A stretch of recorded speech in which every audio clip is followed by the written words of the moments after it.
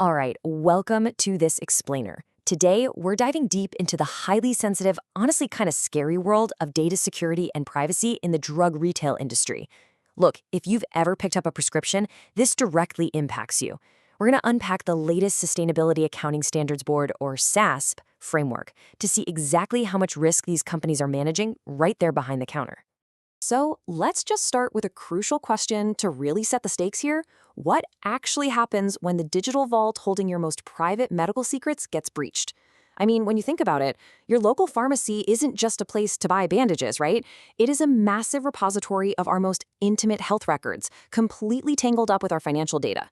A breach here isn't just a minor headache. It can be a devastating compromise of our personal lives. To really understand the rules of the game, we first have to look at how the SASB standard legally categorizes the information they're holding. The standard draws a very hard line between general personal data, which is basically any info relating to an identifiable person, and personal health data. Think of it like this. Personal data is your name and email address. Personal health data, that's the specific medication you take for a heart condition, or your psychiatric history. Recognizing that difference is absolutely crucial to understanding the massive operational obligations these retailers have. Okay, here's our roadmap for today. We're going to cover the pharmacy data vaults, the SASB reporting standard, the information lifecycle, the 3 pillars of safeguards, what happens when data breaches happen, and finally, the cost of compromise. Let's get into it. Part 1, the pharmacy data vault. So the reality is, pharmacies are managing a really volatile mix of protected health information right alongside your credit card numbers.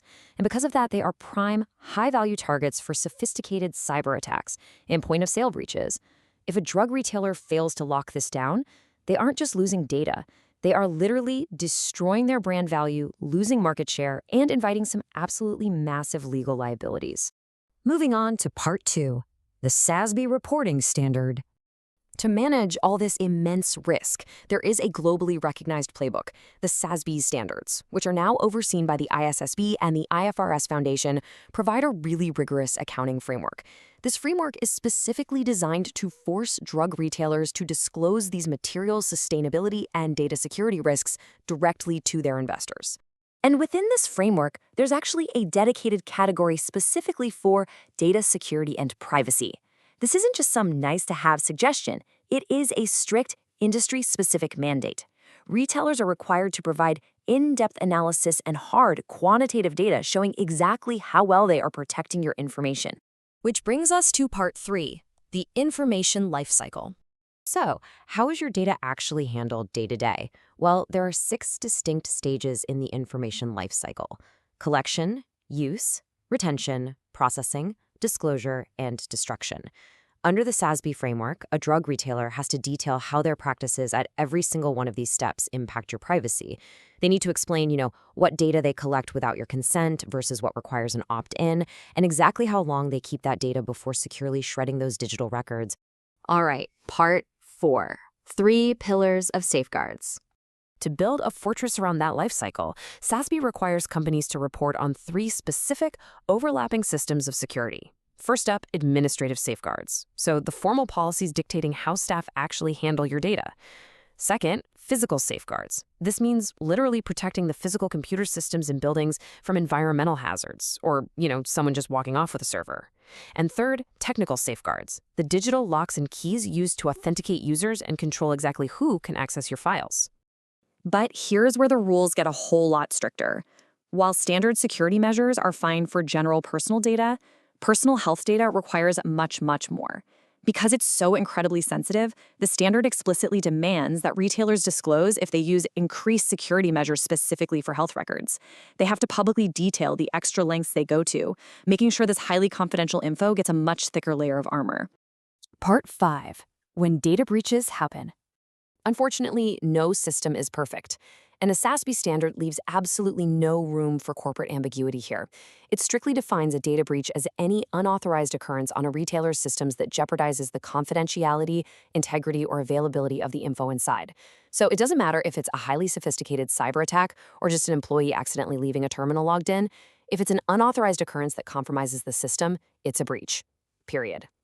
When a breach does happen, drug retailers are legally obligated to disclose the total number of breaches they identified during that reporting period. But it goes deeper than just a total count. They must specifically isolate and report the exact percentage of those breaches that expose that highly sensitive personal health data compared to just regular personal data.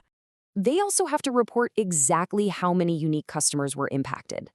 And this standard is incredibly thorough, right? It even covers terrifying scenarios where encrypted data is stolen right alongside its decryption key, or where there's a reasonable belief that the stolen encrypted data could easily be converted back into readable plain text.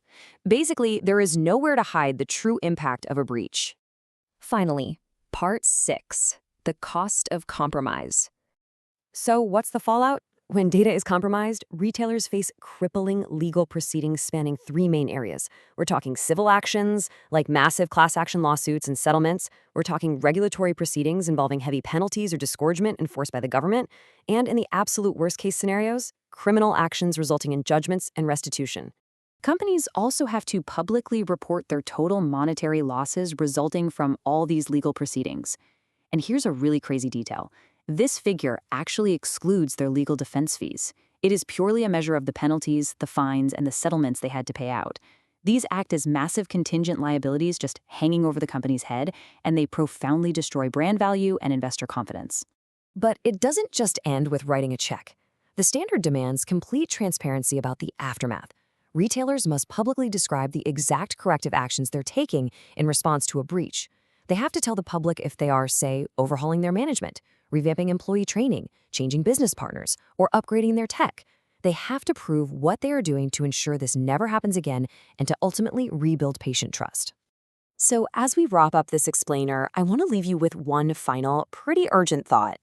Considering the incredible volume of highly sensitive health and financial data concentrated right there at the pharmacy counter, are the drug retailers that you trust every single day actually doing enough to safeguard your digital life? The standards exist to hold them accountable, for sure, but it's really up to us to pay attention to the metrics. Thanks so much for joining me on this deep dive.